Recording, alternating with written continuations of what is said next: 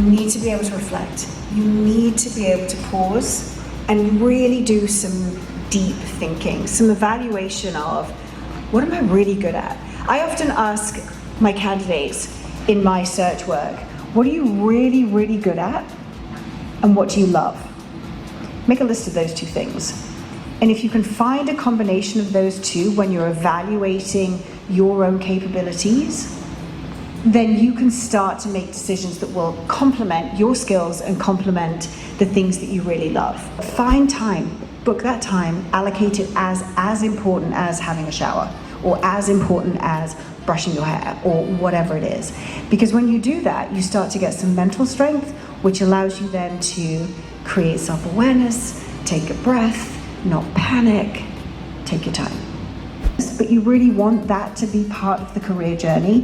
Think about education, think about courses, think about networks, think about networking, think about mentorship. All of those things will help when you're practical and realistic about what you want to do next. There are incredible coaches here today who I think have been reviewing resumes to give you ideas about how to best format it. Resume writing is so personal, but it's something you have to be intentional about. It's something that you need to be creative with. It will come to a point that I'm going to talk about in a little while, but it is around sharing your story and really thinking about what the narrative is.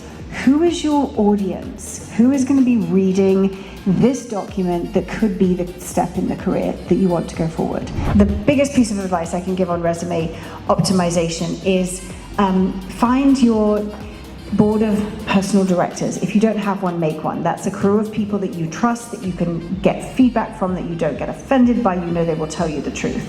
And give them your resume and ask them to read it. And ask them what they see, ask them what they get from that, ask them who they think you are. If they didn't know you, what would they think about that? My advice on resumes is leave enough white space, right? Give enough tantalizing information so they're like, oh, I'm curious.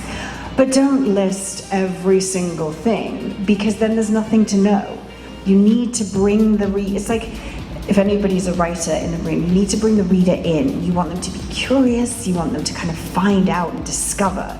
And if you think about the resume in that way, then it allows you to highlight the wins, highlight the experiences, but it creates that curiosity. So it's like, ooh, what do they do? What else do they do?